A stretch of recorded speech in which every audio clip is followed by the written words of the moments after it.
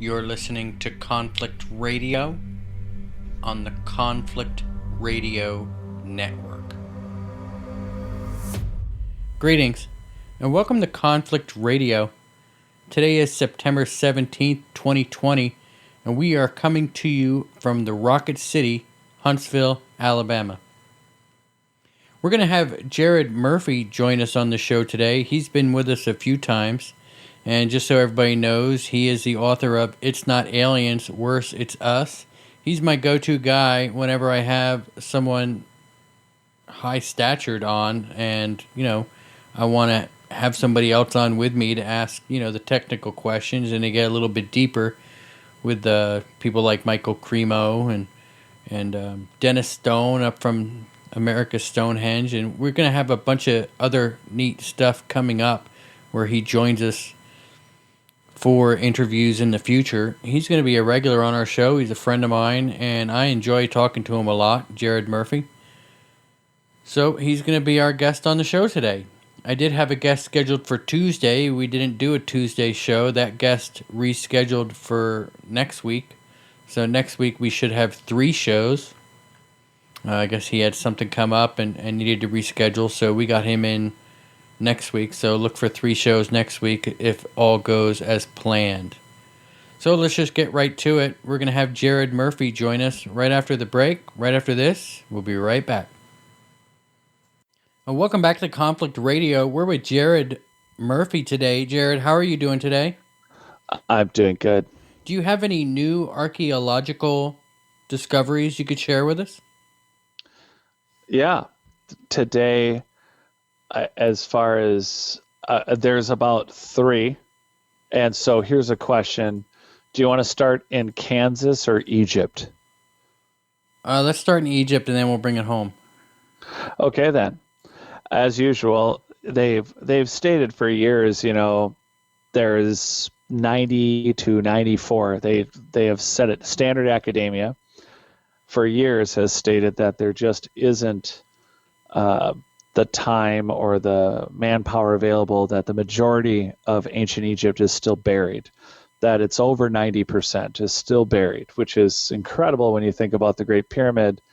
And this is just a good example from September 8th, at least 13, this is Ancient Origins, and this is September 8th, at least 13 2,500-year-old coffins discovered at Saqqara Burial Well. And that's fascinating, because we are talking 2,500 years ago.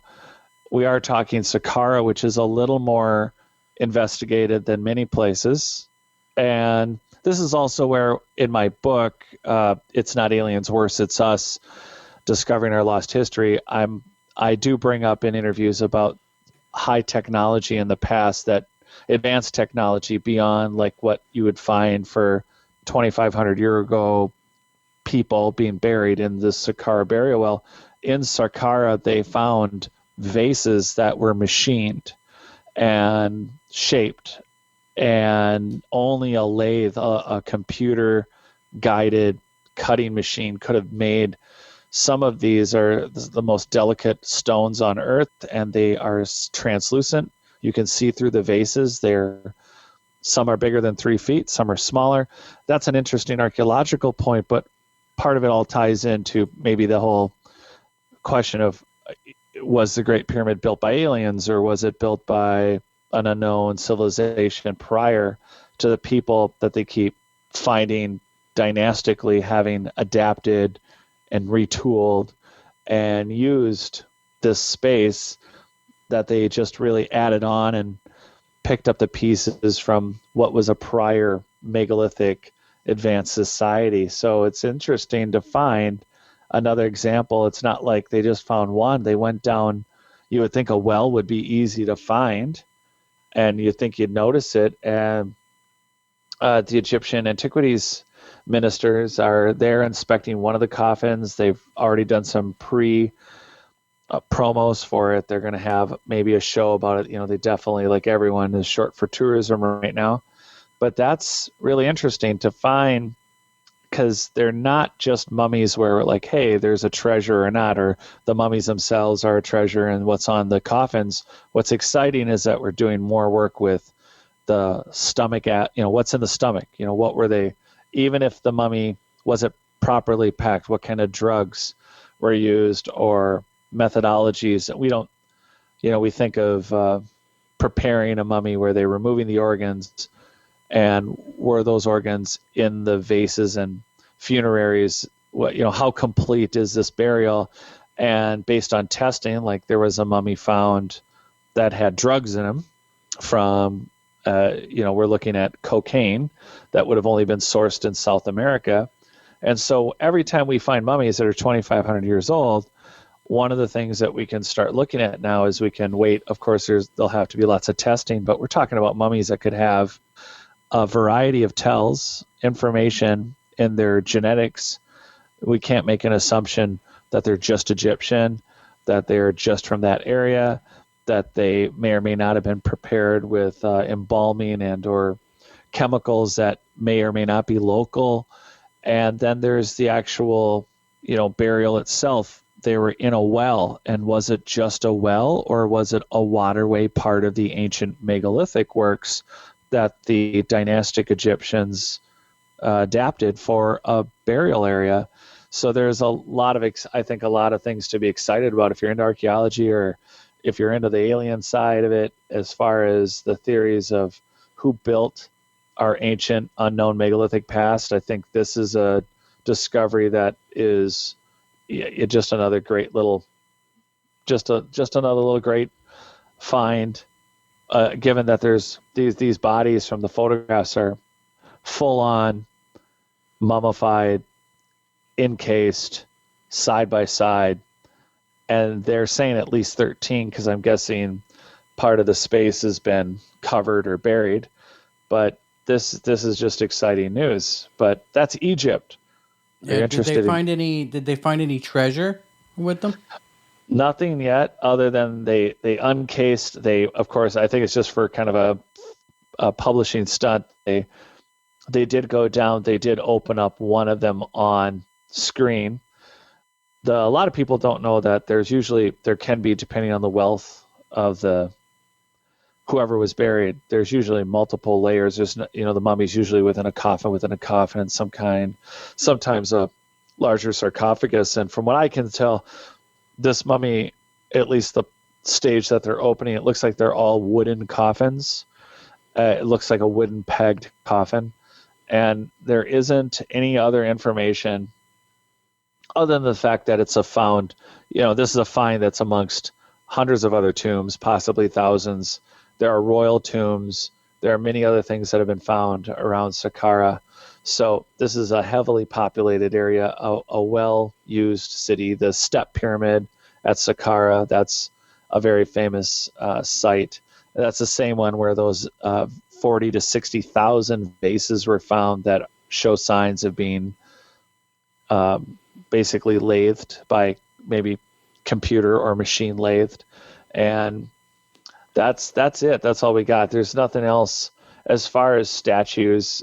There's been some small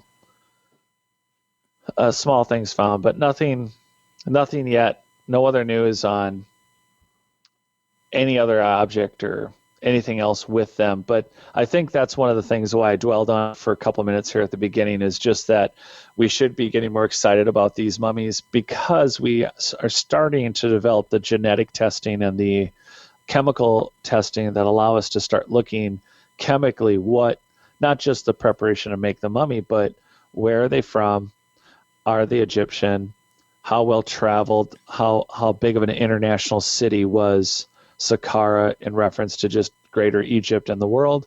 And also just, are there chemicals that were used, whether in the prep or in the digestion or in the genes? Is there an indicator that they have consumed anything that is not continental, that isn't from Asia, Eurasia, or Europe? Maybe they have something that was imported from South America, and every single one of these mummies contains that information one way or the other.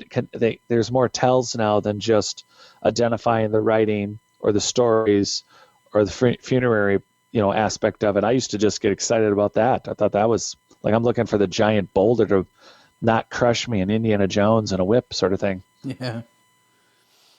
So, it's pretty interesting. I would imagine that they take DNA samples of everything they find now. You got to wonder, with everybody doing their own DNA home kits with the genealogy stuff that everybody's doing, if one day they'll put a mummy in to the DNA machine, and boof, we'll find a relative that's, alive down the road. Yeah, it would be interesting because imagine like a 3D printer, like right from an archaeological site, whether you're a student in a new class and you're learning archaeology or you're a hobby. I hate the word hobbyist, but let's just say you are an independent researcher and you wanted to have a full 3D model and workup. The idea that a single university or a single researcher or a single institution would have the only access to an object, kind of like the Smithsonian right now is digitizing a lot of what they have in the boxes. Wouldn't it be great right now if each of us could just pull up this actual dig and have a 3D model? I mean, I'm not saying Star Trek holodeck, but imagine being able to pull up, at least on your laptop or your pad device or your phone, being able to look at the three-dimensional layout of not just the well and the tomb and we're talking a multi-room tomb, but being able to look at the actual mummy for whatever they could scan, like a CT scan, right down to the inner layers. You got these to answer your question on the genetics completely, is that ancient DNA is much harder to extract than our DNA. So one of the problems is just the methodology. There's only a few labs in the world that do ancient DNA testing. It has to be handled differently. And so that's one of the issues with the genetic testing, is that it's much, much more expensive to work on ancient DNA than it is to send in a couple or $300 or $400 sample for, it's just me or doing something with something that isn't 3,000 or 2,000 or 5,000 years old. Yeah. So what else has been discovered? Oh, I think this one's great. And again, this is all under the premise of, I think the whole Earth was much more connected, and we have adaptations from different people. Just like the Egyptians that we were just talking about, there was a thermal drone that spotted, this is September 6th. This is a surprise find. Thermal drone spots ancient earthwork in Kansas. And archaeologists have flown a high-tech drone, and they're basically found a large circular earthwork. And this ties into work being done, whether it's in Georgia with America Unearthed, that episode with Scott Walters for either Maya Blue, that the Mayans and the Aztecs were clearly in America, or the 8,000-year-old genetic strain of corn in Wisconsin, and the Serpent's Mound. And you and I, we were just talking with Dennis Stone at America's Stonehenge, and they were talking about that site. Dennis was talking about it being almost, that there was easy geological information showing the site was at least 8,000 years old.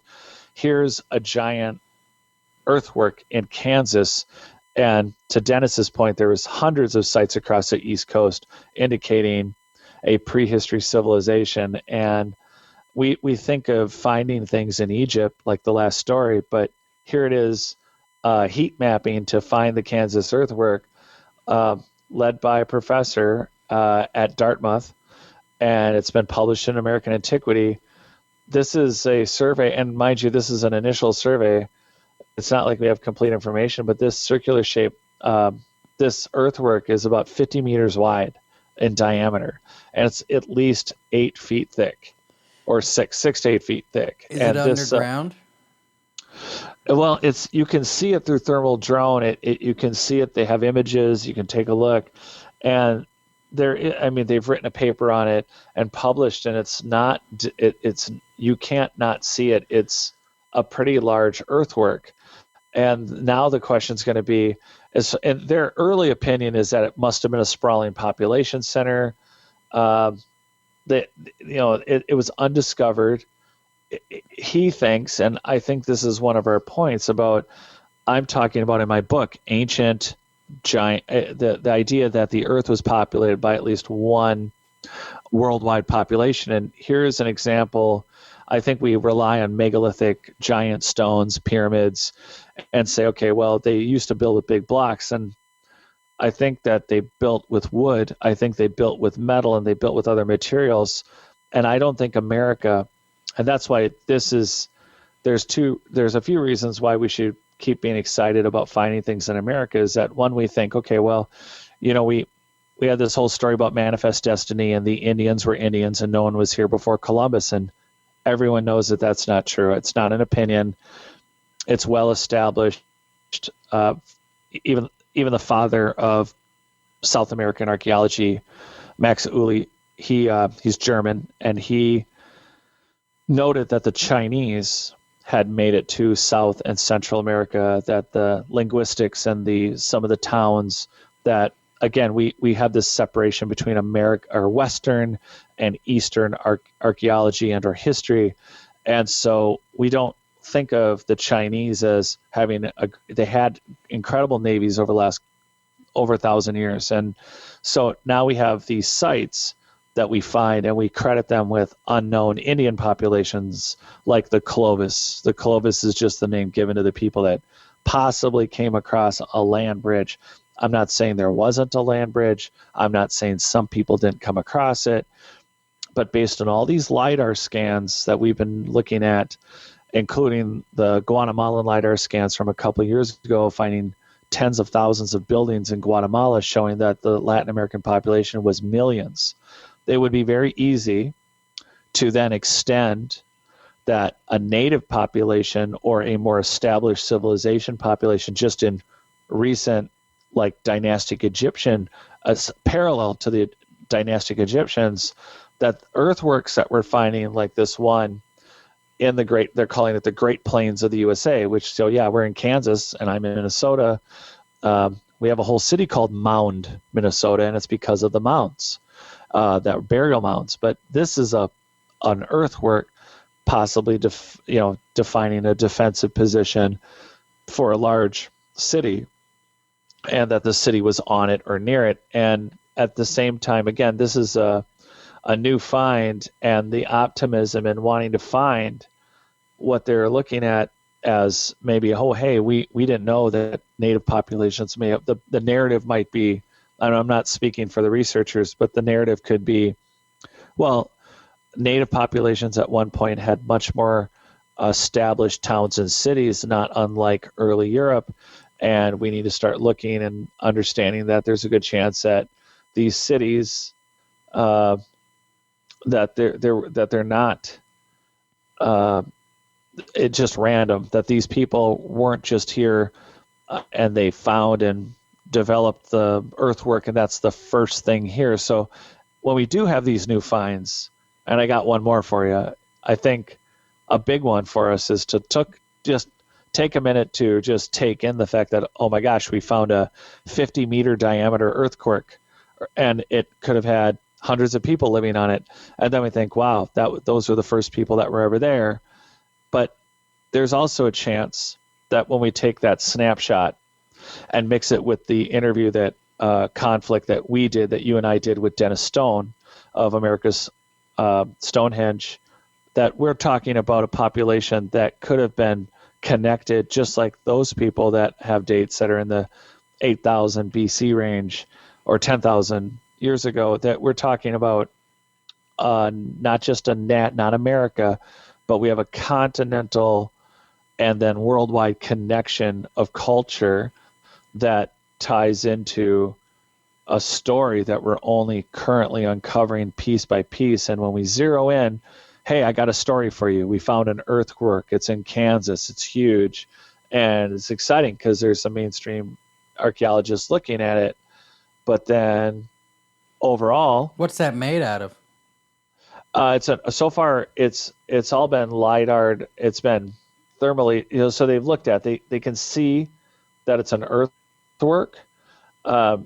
It has fluctuating thermal effects. So basically, you can tell where the holes in the posts and they cool. And so basically, when you're doing like a thermal imaging, there's just like the satellite imaging that Sarah Parcak did in Egypt to find pyramids and thousands of structures. The bricks or the stones that make up structural walls, when they're buried in sand, they cool and heat differently from the ground around it. So you can see through thermal imaging that there's a circle or there's a square or there's outline of a structure. It just doesn't look natural. And so all they've done so far right now is to publish that they've done these initial fly-ins. And it's a big deal because most people aren't thinking of going to Kansas to discover interesting things, yet we have ruins, like we have pyramid-like structures in a lake in Wisconsin. We have multiple pyramids, but we have them in Illinois. We've talked about the canal systems that are in Florida and canal systems that you can see through satellite imaging in Arizona that show that we're talking about a time period very much like maybe the Mayans, some of the cities, and ancient old Mexico City. We're talking a society that used canals like Venice. And they may have looked differently, but these were well-established societies that had massive population centers that stretched from at least Central America, south and north. And here we are, a whole nother earthwork. And this is... Did they publish where exactly this was? Like, I mean, can you go there and dig it up? Oh, would that be great? Of course, we're not telling anyone to go dig up anything without being we want the proper people to go do it. So the point is, of course, to let them work. But the features, it doesn't seem, the location, I think the high-tech drones over the rainbow, and let's see, reveal. Yeah, no, they're not. They're not giving us that information, are they? No, and I think that's probably best. It's not about, there are opportunists, unfortunately, and there are people who would, it's an irony about who might go and their idea. It goes back to the Egyptian mummies. It's the idea of treasure. To some people, it might be a small statue or a cover-up. We don't want the Smithsonian to go out there and dig anything up because then they'll just hide it from us. Yeah, and that's unfortunately the truth. And I think for anyone interested, and this is where I think a lot of the different fields need to come together, whether it's archaeological, alien, paranormal. A lot of people think that what they're doing is independent, that each one of these things they might have some crossover, but I think in reality, it's one thing that we have this massive, ancient, high-tech past, and there is just... it got obliterated, and there are not just stories and genetics, but there are physical locations that have been readapted. But as we peel back our history, we have institutions like the Smithsonian and the British Museum that have literally published, particularly the Smithsonian, literally publishing in the 1800s that they will not accept anything. How's that for a public statement? Will not accept anything that does not show the Native American as a savage and doesn't support manifest destiny. It's besides racist or and not being timely on this at all, but to literally state publicly as the director of the Smithsonian that you will not accept anything you find. And we have found things from Canaanites or Phoenicians. We have found things that are likely Viking and Celtic and possibly Egyptian. We're talking about just on the east middle country, we're talking just about everyone has made it to the Americas prior to Columbus, and the Smithsonian has systematically, not only in stating that, but then I think systematically in early news, anytime, whether it's a large body like a giant was found, or these mounds in Minnesota, or this pyramid in Illinois that nobody seems to be able to get it's a pyramid, It's identified as a monument. No one can get a permit to dig. Why is that? Why can't we do that? Meanwhile, you have early paper after early paper identifying, hey, we have this incredible giant found in this mound, and the Smithsonian came out, and 3 days later, yeah, nobody knows what you're talking about. And it's not a conspiracy. This is where I think all the fields need to keep coming together, where we need to keep appreciating each of the things we find. But, what's under the earthwork? Was this earthwork? I mean, the first questions I have on this earthwork is, there could be, by recent, there could be 4, 5, 6, 8,000 year old or 600 BC, depending on where the mound comes from. But what we frequently as humans tend to create mysticism around priorly used sites. So what's exciting about the earthwork is it's also an X that marks the spot of, was it a more recent post-catastrophe society from the last, say, Younger Dryas, and this is one of their original cities, or is this an earthwork / city? Because it's mostly, it's basically, earthworks are what they are. They're usually soil, stone, sand, rock piled up, making a stable surface. But is it on something, or is it made of something that's even older? And that's the unknown. And it's great that we have this one site, but having institutions, or like when we talked to Michael Cremo about it, it's been about a month, right? How long has it been? Oh, since we talked to Michael? Probably, yeah. I don't know. It's been a while. I think it's been longer than a month, yeah.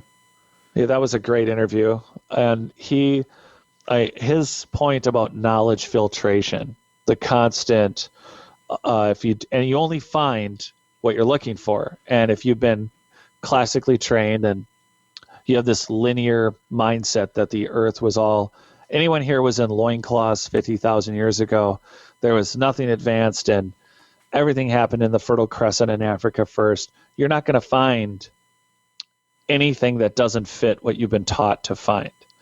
And that's a problem, because instead of going with the facts when something's found, it just gets ignored. And you can't have this earthwork, for instance. It's concerning because we don't know there's the people here might have the best intentions, but we don't know how far back they're going to look.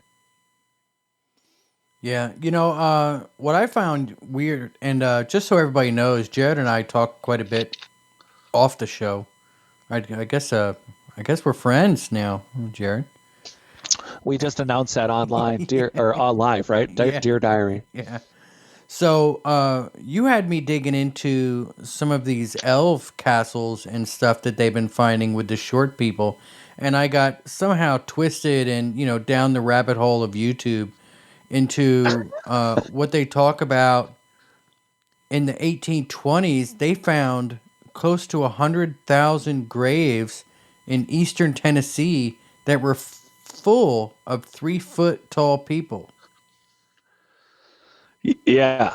And I pointed this out to you. Did you know that before I kind of was like, hey, did you see this here?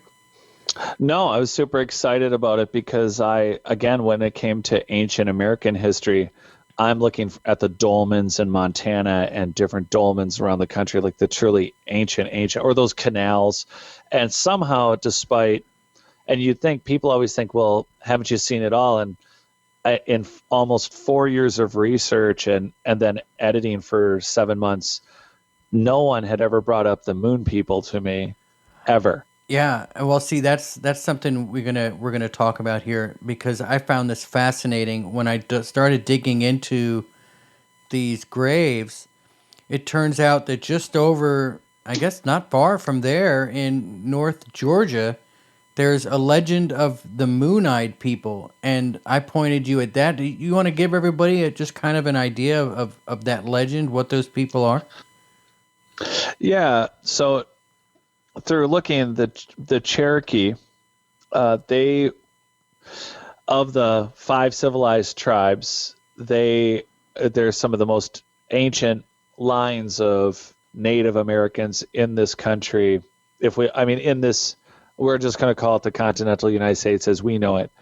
But the Cherokee have this legend, and I shouldn't say legend. We would call it a legend. The reality is they have a very well established oral tradition, and they don't share it with everybody. And it was well known that there were these short, and these are people that only came out at night. That they were, They lived underground.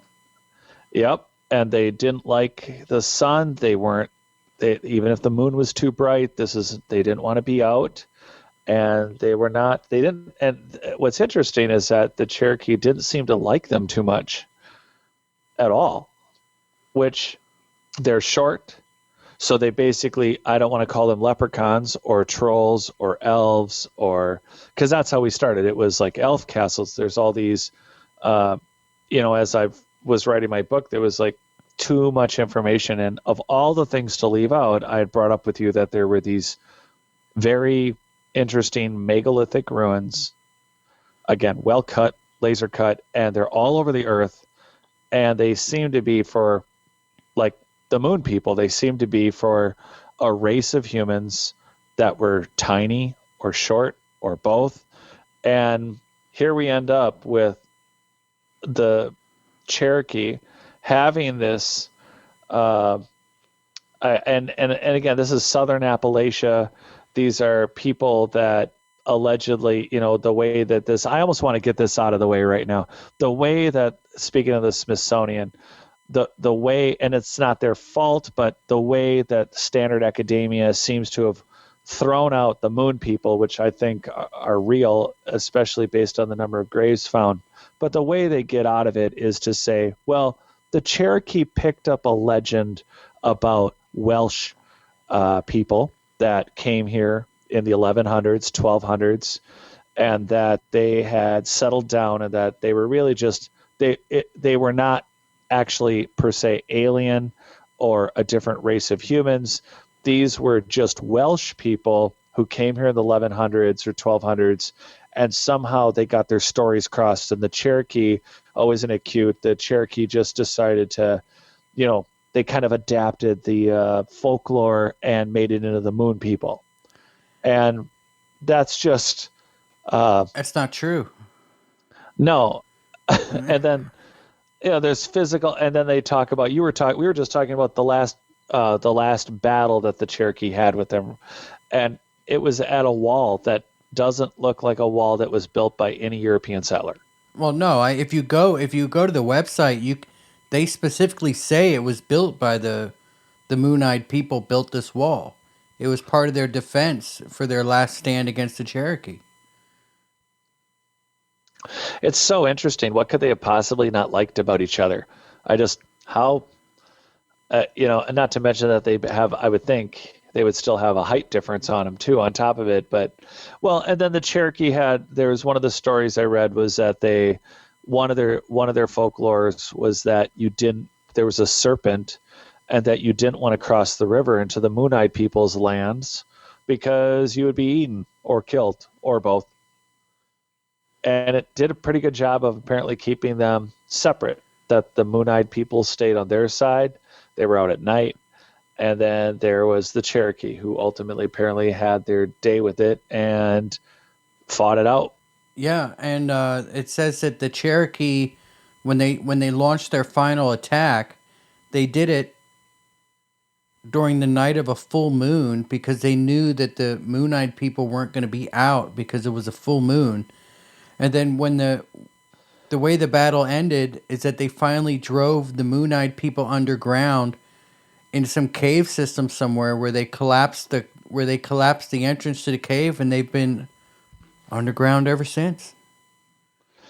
It's super fascinating because then no matter what the stories are, we have actual graves, and not 100, not 1,000, over 100,000. Yeah, well, just 100,000 graves. And keep in mind that they're all 3 feet tall. So, I mean, even if it was children, if you found 100,000 graves of children, I mean, wouldn't that be a big story? Right, and I think that was one of the ways they tried to also get it to be washed away. That what you're finding isn't these. There's a big debate. I definitely looked into the number of conversations about whether or not, oh, those are children, those aren't actual little people. Well, I don't think that's, again, it now comes back to, can we go to the Smithsonian or wherever the bones were taken, and can we have access, and can we test? And therein lies the issue. There isn't, and this is something I got to meet with another archaeologist recently, and that's one of the conversations we're having right now. Is part of it is to let everybody have a personal interest or hear a little bit about this and hopefully have their own questions and go do their own research. But at the same time, in a more organized way, we can't sit back anymore and wait for someone else to do the work. There has to be some organized way to just create a line of sight on resolving and solving and answering some of these questions. And they're genetic, and it means that we have to be able to test. And it's old, so if the freak economics is we need to do expensive testing to make it cheap so that ultimately on volume we can do more ancient DNA testing, I think there's some value. But we also need the bones. We need, how do you go through the effort to dig up and find 100,000 graves? That's a lot of work, even if they're shallow.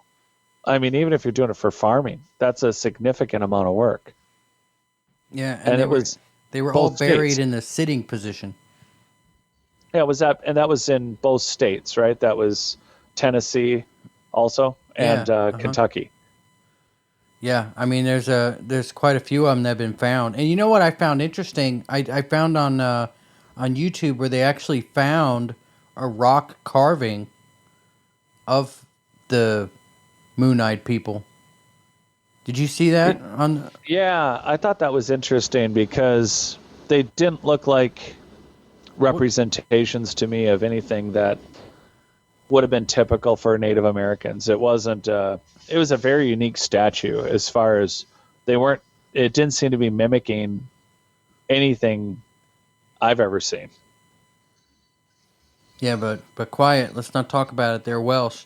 And my question there is, well, if they were Welsh, why were they only 3 feet tall, and why do they hate the light so much that they can't even come out during a full moon? I mean, point me towards the Welsh people that are that way. Yeah, it's so there was, I don't know, did you catch that other point about there was a chance that the Moon-eyed people, the Lionel wafer, we're talking the Kuna people of Panama were also called moon-eyed because they could see better at night. And I think one of the worst things is these people were in Panama, but I think that if you're not going to be able to, I know that the average height of a person, you look at an old house, 5'4", that was an average height. How much further is it to get down to 4? But 3 is kind of a short number. 3 is not, that's not leaning on the short side of 5 feet. That's a significant reduction, and it doesn't not jive with many other stories around the world. You got elf castles in Turkey and around Malta and in Europe and around North Africa and locations all over that indicate that somebody at some point was a lot shorter. And is it by design? Is it just a race of humans that were bred to be functional, and also just they chose to live at that height because of their duties, their work, their habits? It's the assumption is always that it was a natural strain, a natural event. When we have these humans like to guess at things. So we have leprechauns, elves, dwarves, Middle Earth, Lord of the Rings, that stuff. So it's never there has to be a sliver of truth, and 100,000 graves is more than a sliver of truth, combined with megalithic monuments and earthworks and creations all over that would definitely be practical for someone 2.5 or 3.5 feet tall, significantly shorter than an average height. I would think even 400 years ago at 5'4" or 5'5" max, you'd be tall. That's not there's no going around it. You have to take a look at this evidence and go, okay, well, what about monuments?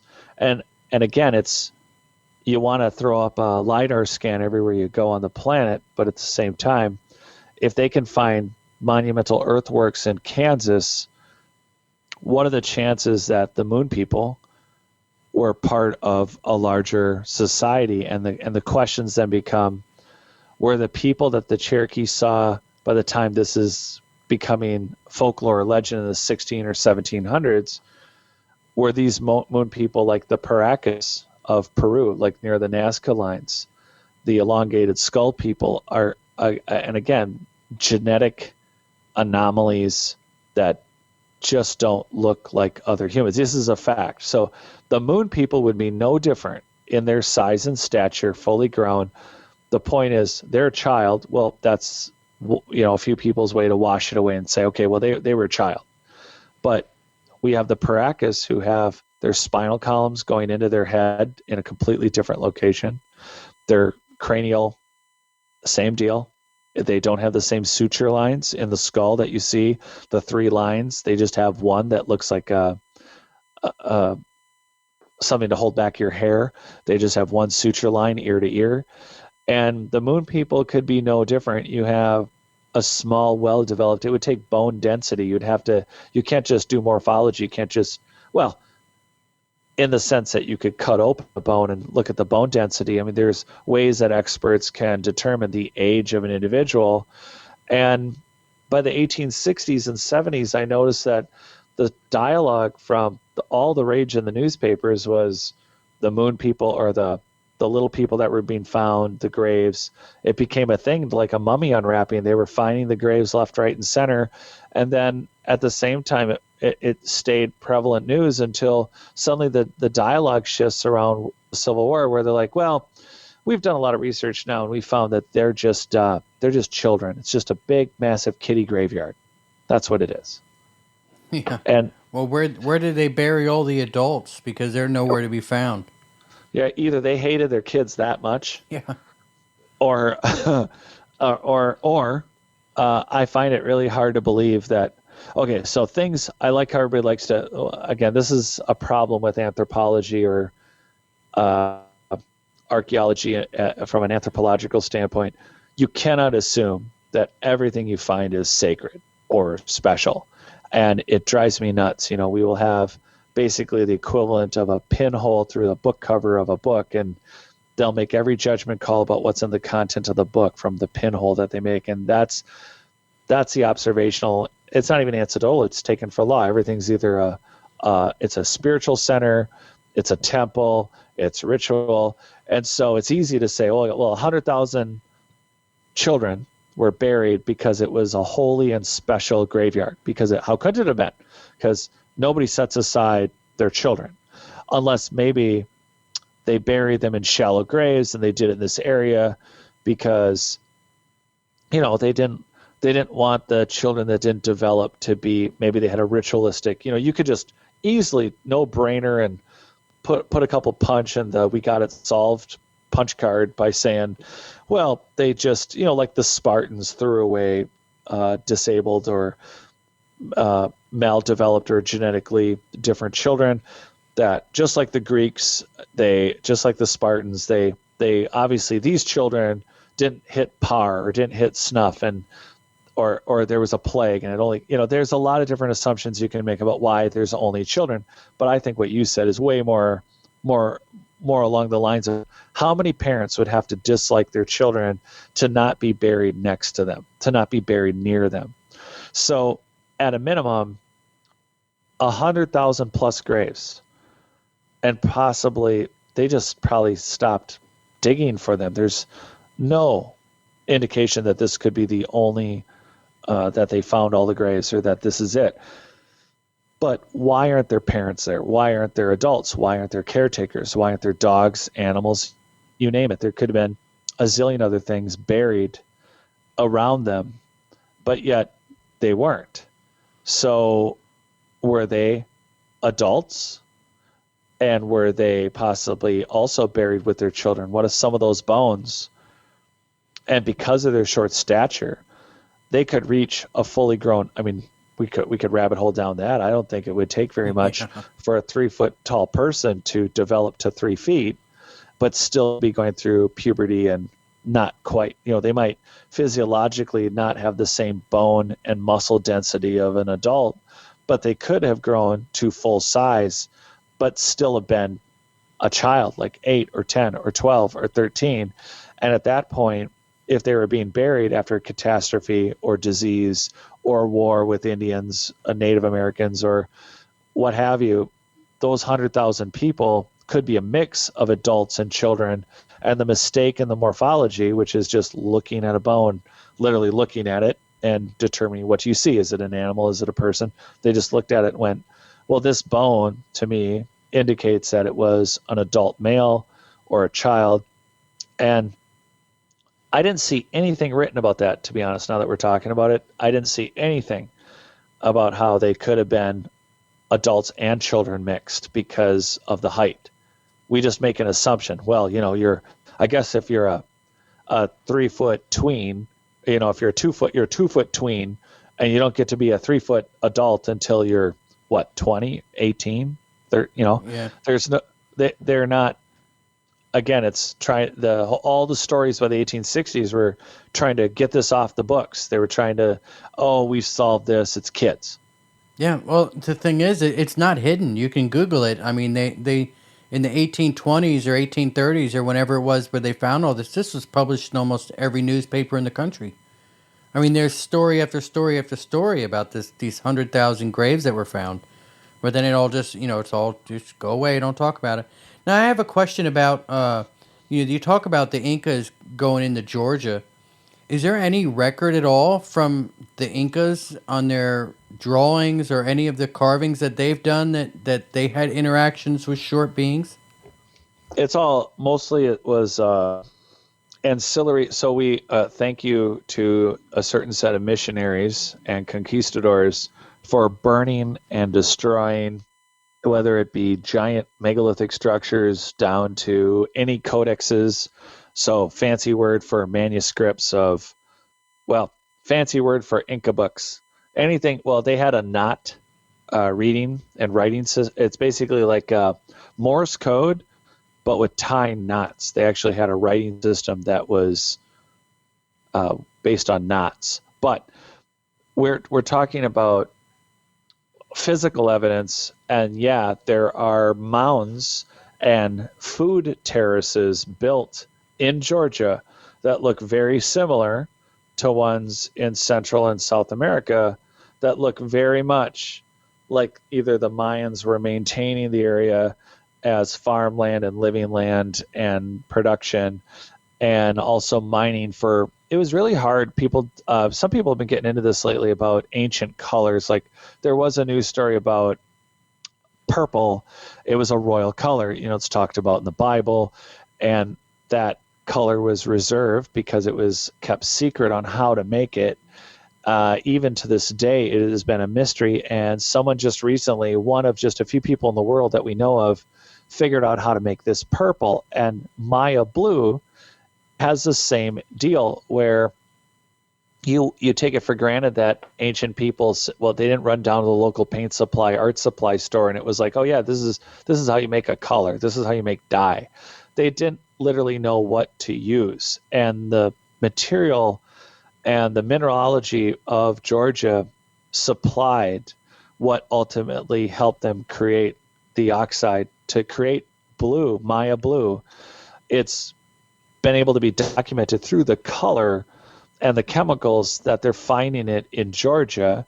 And again, there's a pretty good episode on America on Earth, not that I'm on the show, but Scott Walter, the forensic geologist from Minnesota, has done a show on Maya blue. And that, again, it just points to Georgia for the stepped crop / living areas, and then the color itself, again, the mineralogy is showing Georgia. And then there is only the other existence of corn, which is one of the few plant products, and I've talked about it before, is that it can't exist without a human hand. And there is no way that corn could be in Wisconsin that has a genetic trace chain of almost 9,000 years unless someone had been living in Wisconsin that far north from Central America that would know how to maintain corn. And that therein lies the issue is the Great Plains, the Kansas mound that we're just discussing, the Georgia indicators of maybe the Mayans and the Moon people all date to a period that is post flood and so far.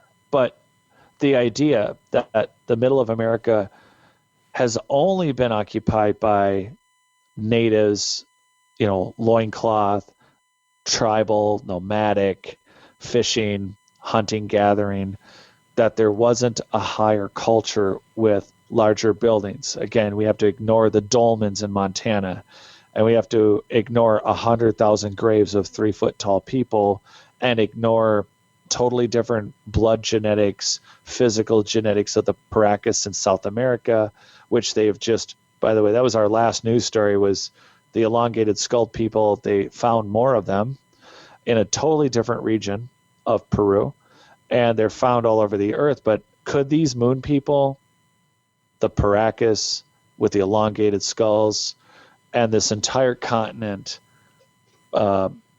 be part of either a worldwide or continental culture that we don't have any eyes on? And I think the short answer is obviously yes. And then looking for it, we have to not have some goggles on that say, well, I'm only going to find what I'm looking for, and this doesn't fit Manifest Destiny and doesn't fit the Smithsonian's. And again, we're not talking the Smithsonian specifically today. We're talking the Smithsonian of the term Manifest Destiny that decided, hey, we came here by divine right, by God, and we are going to settle America, and that was Manifest Destiny, which I hear they're not teaching in school anymore. Did you know that? No. Yeah, apparently. Now, I don't think it's part of cancel culture, but apparently they're not teaching Manifest Destiny. I've talked to some people in their 20s, and they were not taught Manifest Destiny. They were not given that information. So just to be clear, not taking a shot at everybody at the Smithsonian, but we have a history on record of the highest levels of that institution from the David's creation, that they would nix any history found in this country that didn't supply the justification for us settling it by Europeans. And that is problematic when we keep finding, it's not impressive. It's terrifying to think that they can hide and rewrite a history with 100,000 graves and say, no, this is just a normal gravesite. Normal gravesites have lots of different people in them, not just children. You don't kill 100,000. There's not 100,000 dead children that end up in. Here's the other thing. Let's just say the gravesite was from a society. How many years was that society occupying an area to come up with 100,000 child graves? Yeah, right. Well, I mean, even just 100,000 people is a lot. Right. Well, yeah. So let's take this. I mean, 100,000 graves. That's let's just say that you could half it and say that was 2 kids a family. Okay. So that means out of 100,000 kids, they came from 50,000 families. So we're talking about 150,000 people at a minimum. And again, even if you said, well, not all these children died at the same time. Some of these children died. This gravesite represents 300 or 400 or 500 years. If they were going to do that, again, so here's what happens. So what we're talking about, just to remind everybody, guys, we're talking about in the early 1800s, we're talking the moon people, 3 foot tall people are found in shallow, crouching graves, very similar to Incas or Paracas or Maya, in a crouched position, and not in the Andes, but in of all places, Tennessee and Kentucky, and 100,000 of these graves, starting in the 1800s. Yeah, but keep in mind, we don't know that they're moon people. We're just, I mean, Right. We're And kind of assuming that they are. but we don't have a history. I don't know of a history of any single Native American population that shallow buried 100,000 of their people and don't have an oral story about it. That there's no like, hey, we just got in a habit of burying our children in this one spot. There's not one single Native culture or society that's taken credit for these graves that were found. And on top of it, what is highly suspicious is whoever was buried there. Let's just say they're not aliens. They're not natives. They are short, 3-foot tall, blue-eyed people with blonde hair, and they see better at night than they do during the day. True or not true, but they are blonde-haired, white, blue-eyed, 3-foot tall people that buried 100,000 people in one place. And let's just say, genetically speaking, they did it over a couple generations. You could easily time out a cycle at 200 or 300 years. And even if you did, out of 200 or 300 years, that's a population of a few thousand people. And we're all, and again, no matter what, you have to explain how you have 100,000 children and no adults, not one. Yeah, well, I don't think that they're all children. I don't think so either. It doesn't make any sense. It's the story to try to counter that these are not legitimate, like just like the Paracas should not exist, right? It should be the most fascinating story on earth, and they shouldn't exist. But here you have an entire race of people that are 3 feet tall. They're buried in groups by the tens of thousands, and this part of America and where they are and as old as those bones are. So let's just take post-Younger Dryas. And I'm always speaking from the, like, we need to test and figure things out. But for the sake of conversation right now, you're talking about a group of people that settled, that were 3 feet tall. They chose to come to an area where they would not be bothered, maybe that they, just like the Paracas had come from, based on genetics, it looks like the Paracas elongated skull people came from Eurasia, near Caucasus, near basically Russia, and they came down to the Nazca area in Peru, and they settled and became farmers, and really they were seafaring, and they lived on the coast, and they did really good with textiles. The Moon people, we don't have any genetic testing, so the question is whether they're Welsh or whether they're partially natives with their bloodlines, or whether they're completely society unto themselves. We have examples of the elf castles all over the world. So when did they come here and why? Was it after a different catastrophe? Did they come here and settle in that area?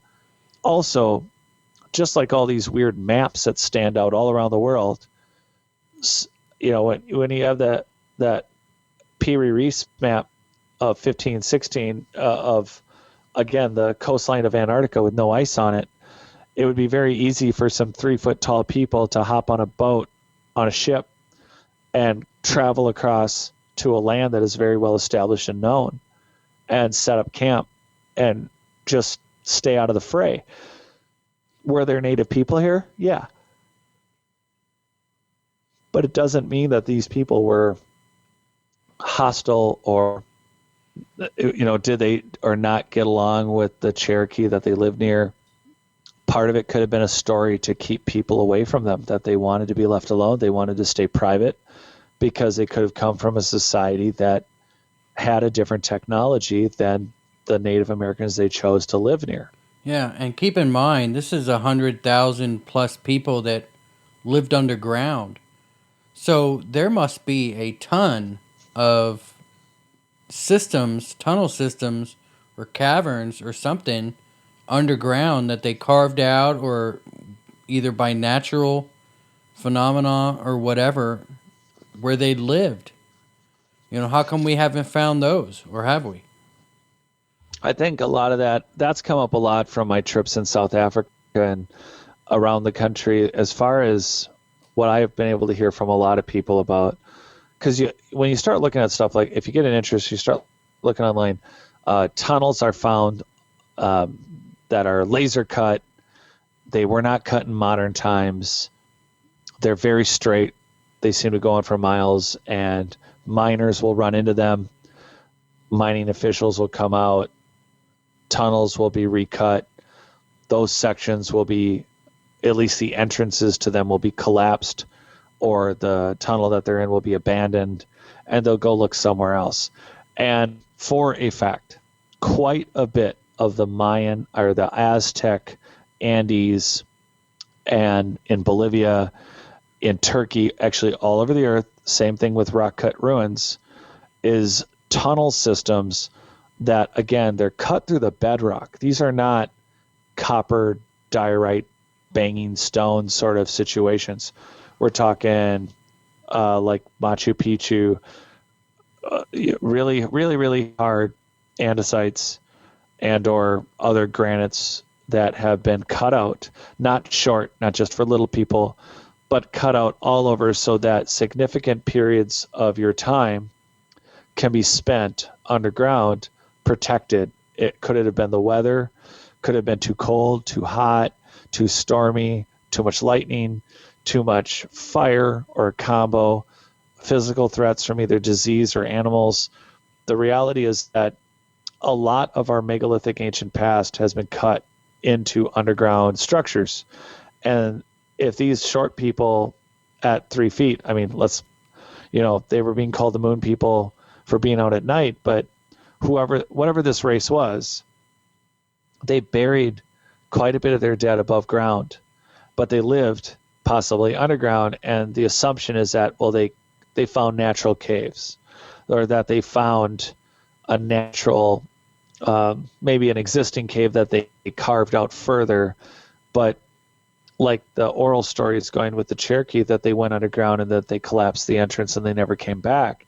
I mean, either they, what is this? Either Mossad, either they killed themselves, or they just knew that this extensive cave system was part of a network that was there. Either they helped build, or they knew of from maps, or they were quite well aware of and had already explored it over the time that they had lived in Tennessee and Kentucky. And again, we keep talking about 100,000 kids or 100,000 adults.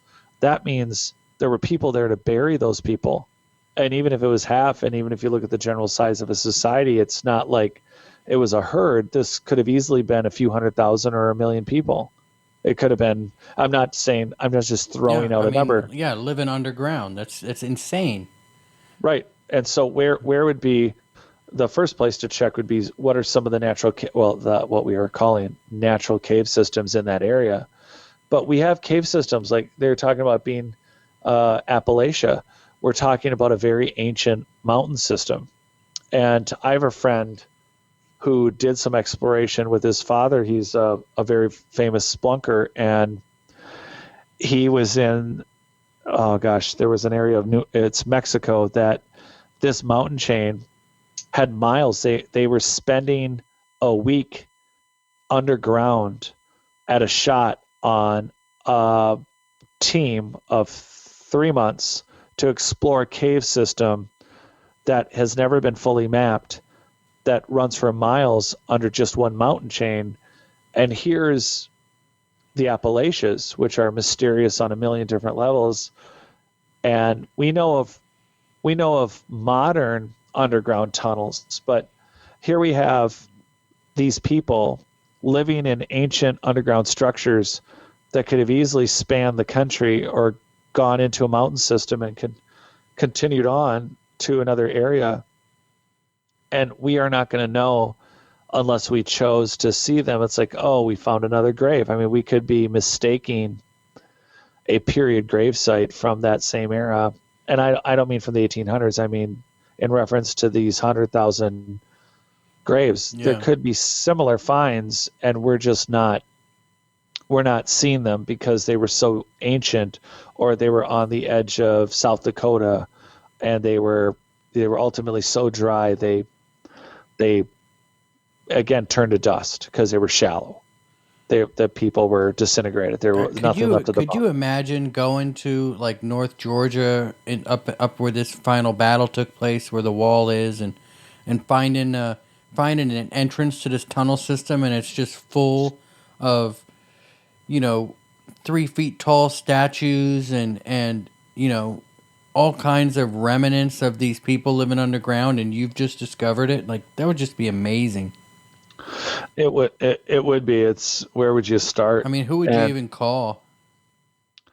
I know it's almost better to, do the video yourself and post it, I think, than well, you don't want the stuff to disappear. You want to be able to have it get researched, but I think an open-minded, that therein lies the issue, is that I don't think any archaeologist doesn't want to find something fascinating.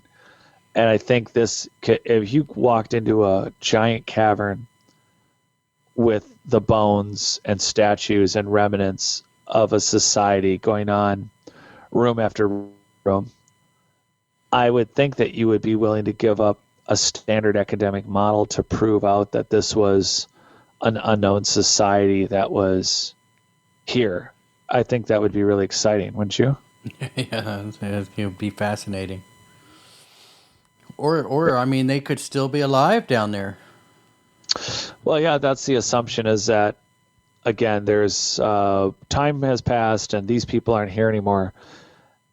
And that's what I'm trying to beat into everyone's heads eventually, that, it's not aliens, worse, it's us. The whole point of my book is we see UFOs. And the assumption is, well, they got to be outer planetary. Well, they clearly came from another dimension. They clearly came from outer space. And the assumption that history has progressed linearly, I think, just based on we have all these out of place, out of time artifacts, and they're like, well, isn't that a mystery? Well, it's not a mystery. It's literally a house of cards. If you find anything, and we have found millions of things to show that at some point, genetically, physically, genetically, and technologically, we were once much more advanced than we are now. And that would include genetic technology, and it would include maybe being 3 feet tall, and it might include being 30 feet tall or 20 feet tall or 23 feet tall.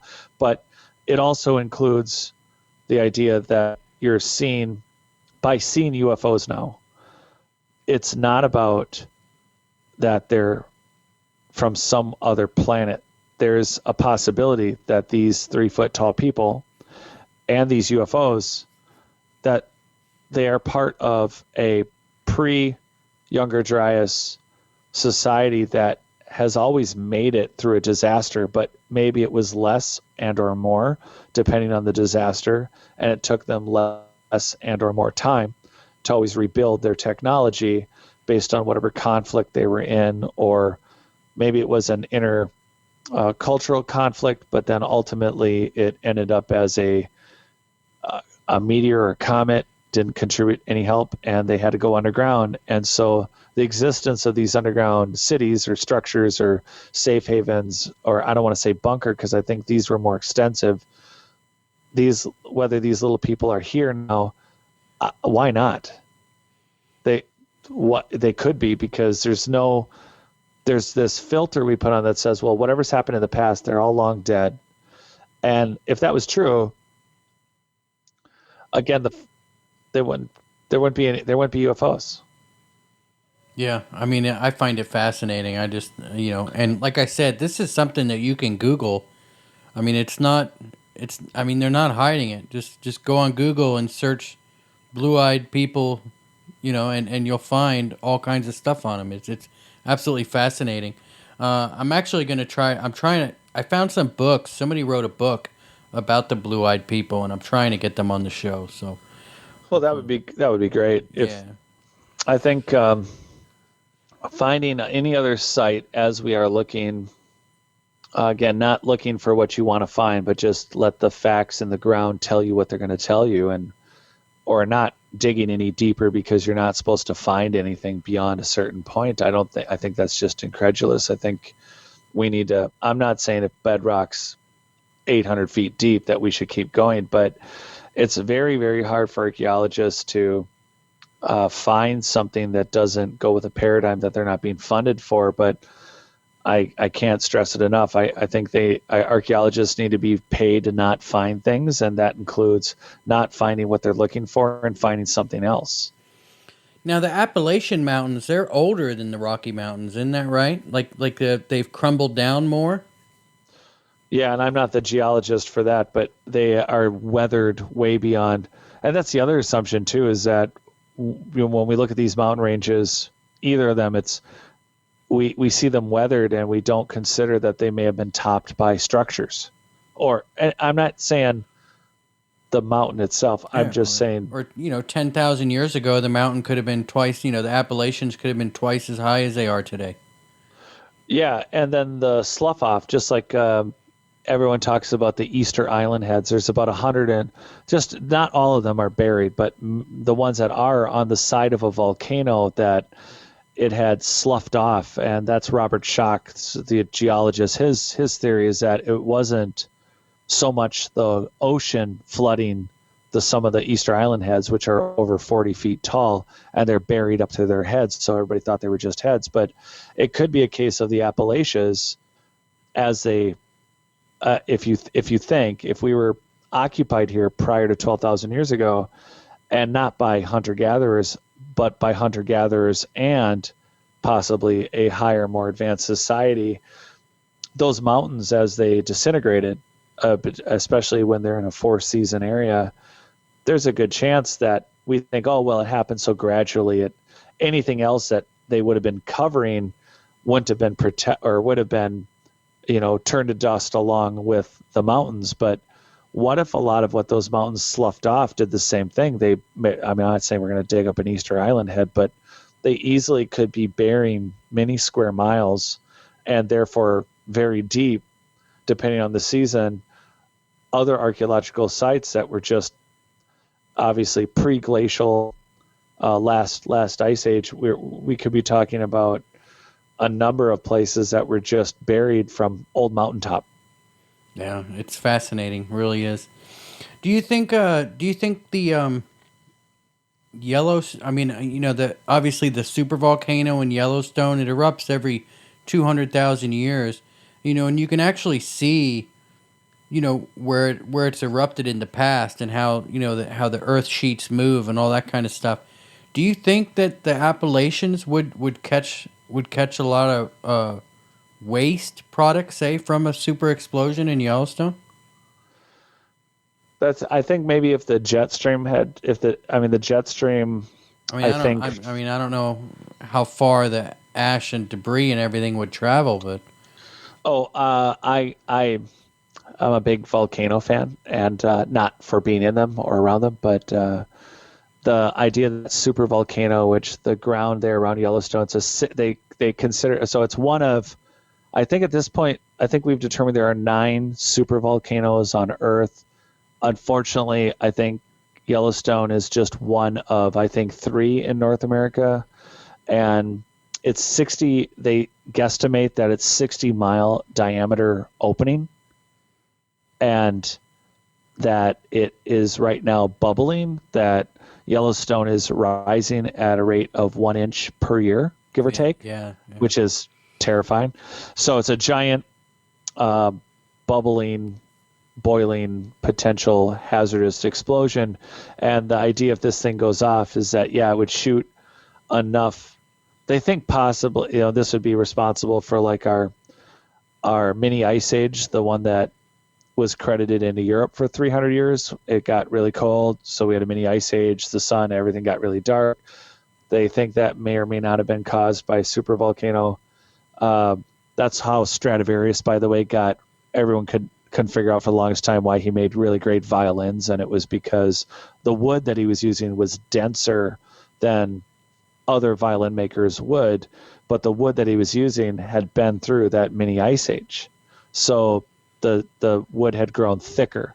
And anyway, interesting side note, but the ash, from what I had seen calculations for, is that I'm in Minnesota, and apparently we would get ash raining in Minnesota from Yellowstone, from that super volcano, but we would be able to breathe and see, and we would be able to travel away from the volcano. We'd be able to get out of the city, I would think, even if it stayed on the jet stream.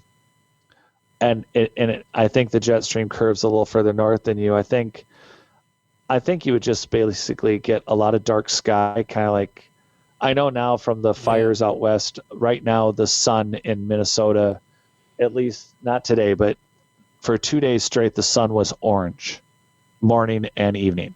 It was orange. And I don't mean from our local smog. We don't have that kind of a deal here, but that definitely the jet stream has been carrying the smoke from the wildfires out west over Minnesota. And so the super volcanic eruption and ash, not going to be good for anyone west of us. We would definitely be heading into a basic winter, and it wouldn't be too good. I think you would want to head south. I think you'd want to head towards a more temperate zone, because the kind of winter and the kind of cold that's going to be coming after the sun blocks out, and the greenhouse effect of a supervolcano going off. I don't know what our recovery time is on that. Let's terrify everyone listening more. Yeah, let's keep going. Right. Well, just so we're clear, the Yellowstone supervolcano erupts, I think they said once every 200,000 years, and the last time it erupted was approximately 200,000 years ago. To keep it on where are we on the dial for anxiety now? Somewhere past 10 out of 10? Give or take a few thousand years. So, I did. It could maybe go it could line up right when. Oh, go ahead. I said it can go up tomorrow, or maybe another 1,000 years. Who knows?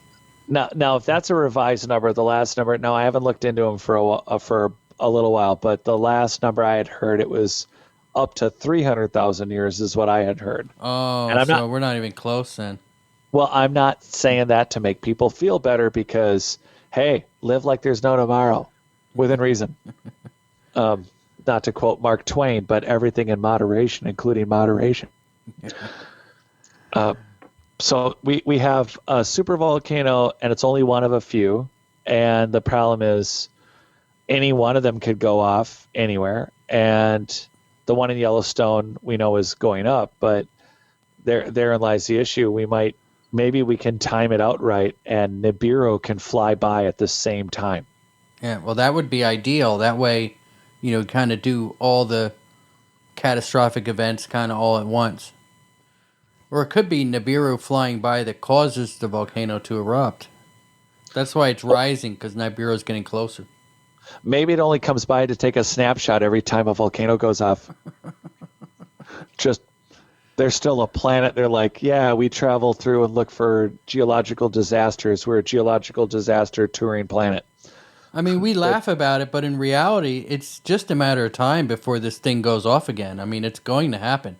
Denver is going to be gone. Salt Lake City, gone. I mean, there's a lot of places that are going to be gone. I mean, what are you going to do? Yeah, it's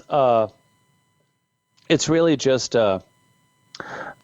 it would be great, I guess. The long and short is, I think humanity could have been focused in a lot sooner on the fact that galactically, solar, universal, and then planetary disasters that can harm us would be a way better focus, rather than us fighting each other, if we were focused on societal survival and or species survival, and really not just worrying about something. It's not like we have a playbook that says there should be 57,000 woolly mammoths and 18 billion mosquitoes on the planet. There's no playbook for what the earth should look like.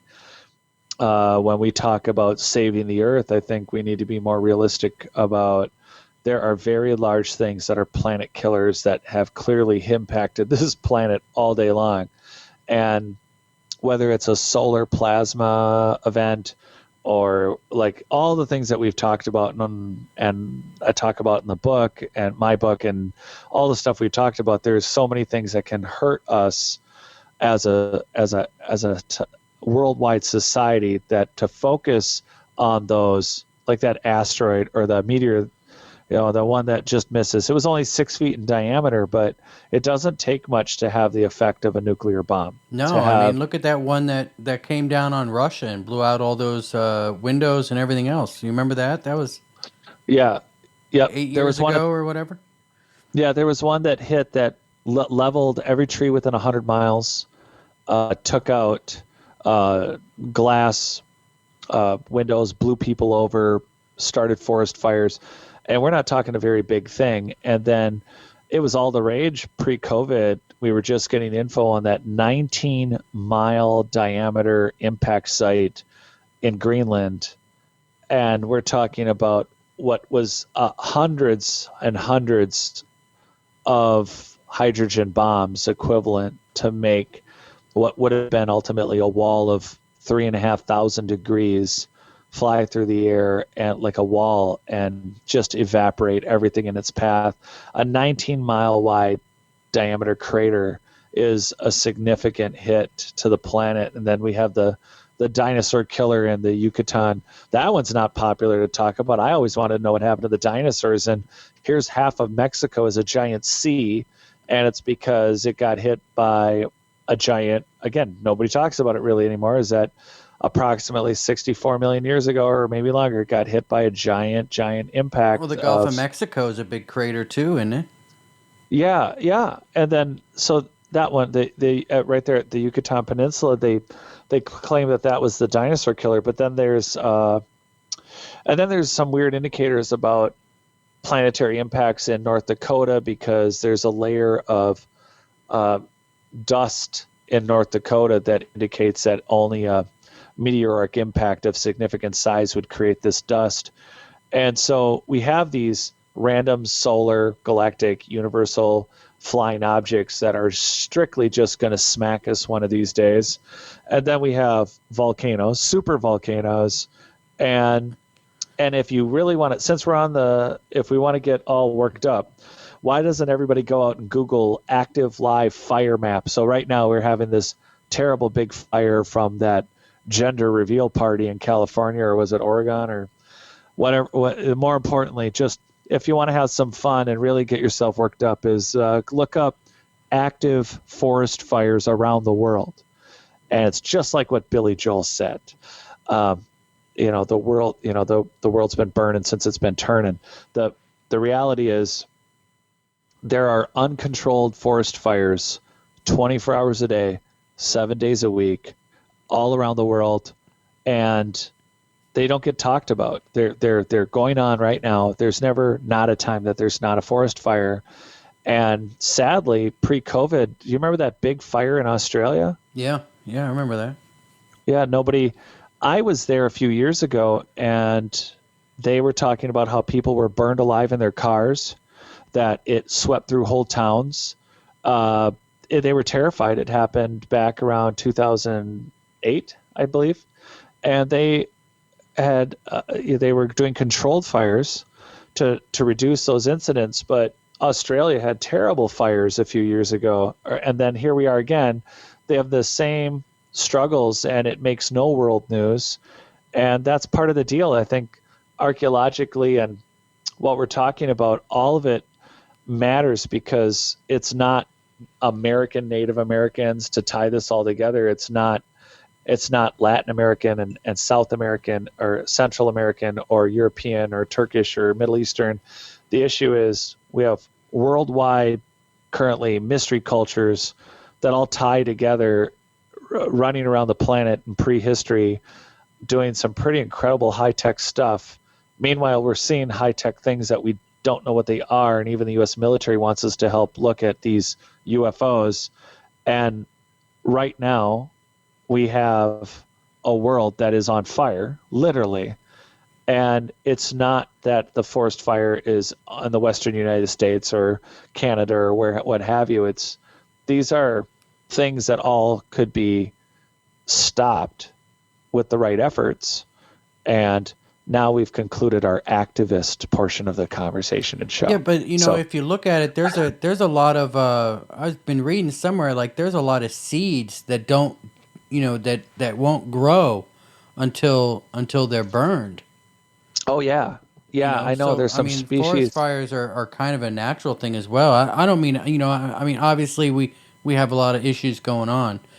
I'm not but we can't stop forest fires altogether, because that's how a forest kind of redoes itself.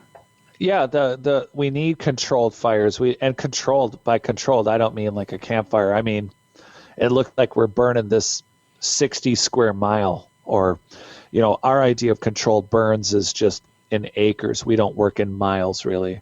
Well, we do, but not like that. Yeah. But like the Great Plains, everyone takes it for granted that, oh, the buffalo roamed and America had the Great Plains. Well, there used to be giant sequoia and redwood forests that ran across pretty much the known globe right through your Great Plains. So again, if you take a snapshot and say, well, I hear these seeds of this tree don't open unless they're burnt. And that's a true statement. So how do we get that to happen, but not do it because of a gender reveal party? How about that? Yeah. One could also argue that it was just going to take one more crack of lightning and it was going to go anyway. If you're in, if you live in California or Portland or Washington right now, it might not be a good idea to have a gender reveal party that involves fire. Yeah, now you're thinking again.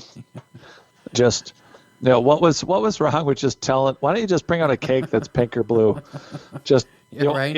Where are the eggs? Smash the eggs in somebody's head till they get a real one.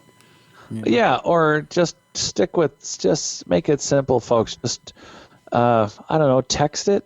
How about that?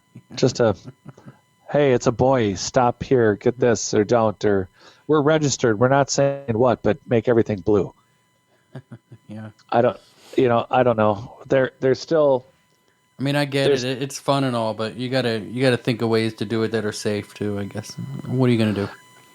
Yeah, and for now, it's there are times where we find okay.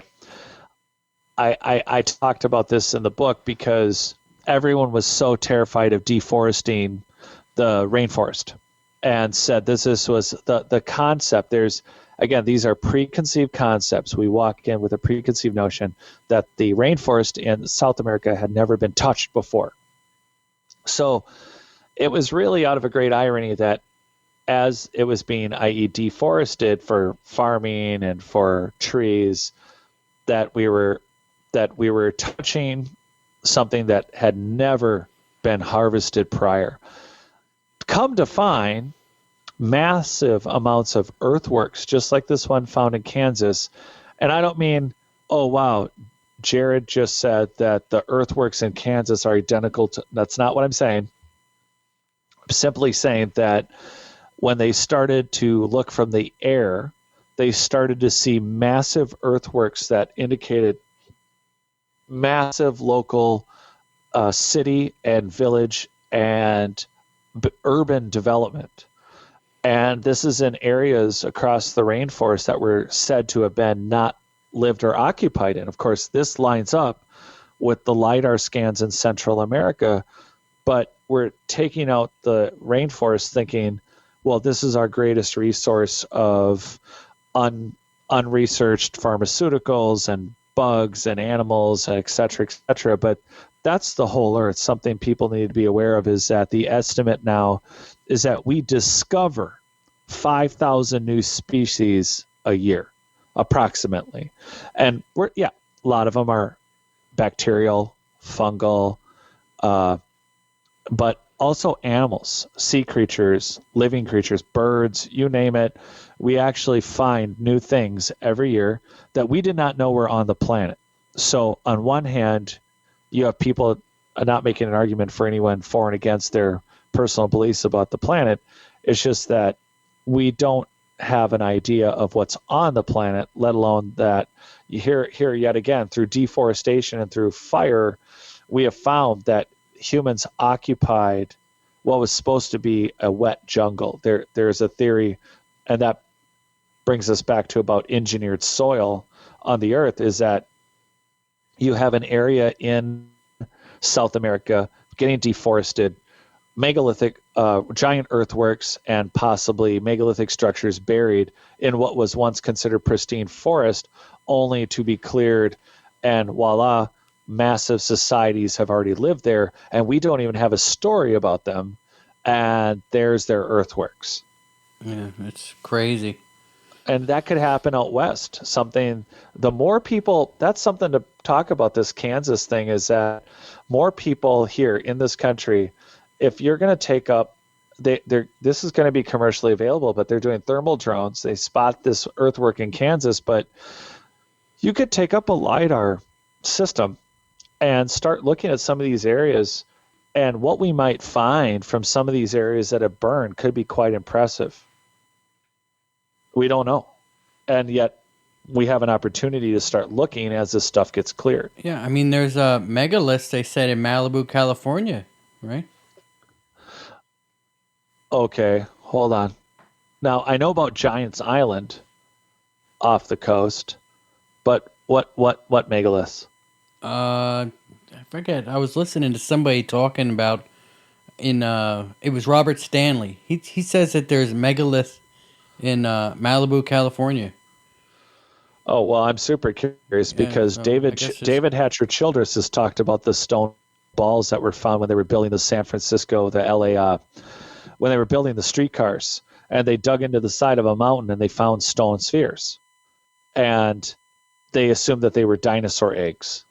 I mean, mind you, some of them would have been terrifying eggs to lay because they were huge. yeah, I saw that. Yeah. Yeah, but so a megalithic structure, cymatic polygonal construction, and spheres, that would make perfect sense if they. But no, I have not. It's amazing how much, and this is what's I think exciting for all the listeners and everyone who's into this or wants to get or learn more. There's no bad starting point. If it's Malibu megaliths, start there. I mean, that's fascinating because the amount of information about what we don't know, but there are all these pieces. There's so many to start and play with, but it's all one giant puzzle. And no matter where we start and on what edge or however big this puzzle is, we're all going to meet on the same board. Yeah, you can actually Google it. It's in the Santa Monica Mountains, I guess. Malibu megaliths. If you Google it, I just now brought it up. There's pictures of them and everything. All right, I'm gonna look since we're doing this. I'm gonna look Malibu megaliths. Yeah, this takes you a second to plug it in, and then hit images, and you'll see them here. It's pretty interesting. I'm gonna have to maybe I'll have you study on it. We'll get you on in a month, and you can tell us a little bit about what you find about them.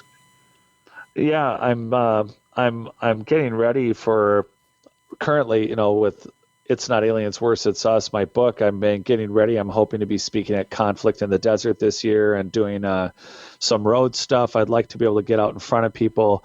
I think it's a lot more fun to be able to talk in person. I had planned to get out to the Montana dolmens just 3 weeks ago. That didn't happen. But as far as I'm looking now at these megalithic structures, and they are quite odd looking. That's very interesting. That's very dolmen-y. I love all these bouncing rocks all over, and everyone says, "Oh, it's weathering." I'm like, pretty cute weathering. I think we'll have to take a look at this. There's, I mean, it's definitely interesting. I mean, something worth taking a peek at. Yeah, especially when we're looking at as far as like those when we started with elf castles and turned into moon people, the idea that not everybody was the same height, that there were other races of humans. Again, the first jump a lot of people want to hear is that we're talking aliens, and that's not what we're saying. Whether it's the moon people or the Paracas elongated skulls of Peru, and again, that's not supposed to be one sentence, and we're calling them the Paracas, but there's elongated skulls in Egypt and Bolivia and Bulgaria and in Europe, in South America, in other places. There are cultures that mimicked, but we're talking about a wide genetic strain. We didn't touch on this, but there is another human genome found.